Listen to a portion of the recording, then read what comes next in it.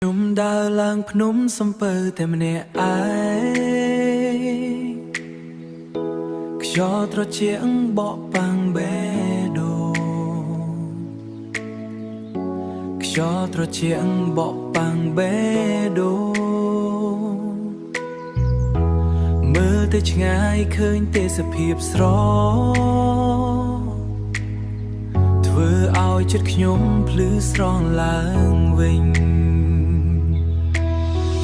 សំឡេងបាក់សីហៅគ្នានៅលើមេឃដូចកំពុងនិយាយរឿងស្នេហាភ្នំនេះស្រស់ស្អាតពេកធ្វើឲ្យខ្ញុំមិនចង់ចាកទៅណាអូភ្នំសំពៅខ្ញុំស្រឡាញ់ណាសម្រស់អ្នកធ្វើឲ្យខ្ញុំភ្លេចទុក្ខាពន្លឺថ្ងៃបំភ្លឺលើកំពូលភ្នំ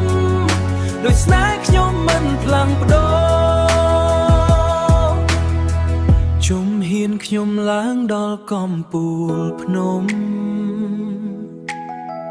បេះដូងខ្ញុំមានអារម្មណ៍ស្ងប់ស្ងាត់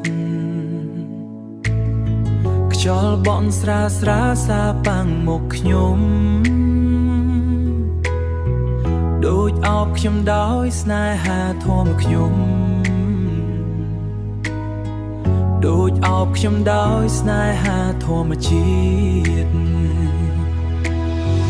ព្រាំងអាទិត្យលិចយ៉ាងស្រស់ស្អាតពណ៌មេឃលាយគ្នាដូចគំនូរខ្ញុំឈរមើលដោយចិត្តស្ងប់ដូចរកឃើញអ្វីដែលខ្ញុំបាត់ប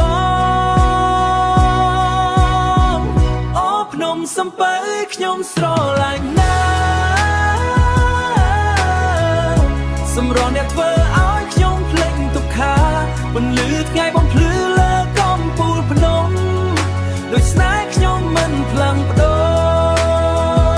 របើមានថ្ងៃខ្ញុំត្រូវចាកចេញចិត្តខ្ញុំនឹងនៅទីនេះភ្នំសំពៅជាអនុស្សាវរីយ៍តែខ្ញុំមិនអាចភ្លេចបានសម្រាប់ភ្នំសំពៅនៅក្នុងចិត្តជាស្នេហ៍ដែលខ្ញុំថែរក្សាទួងពេលវេលាផ្លាំងប្ដូរ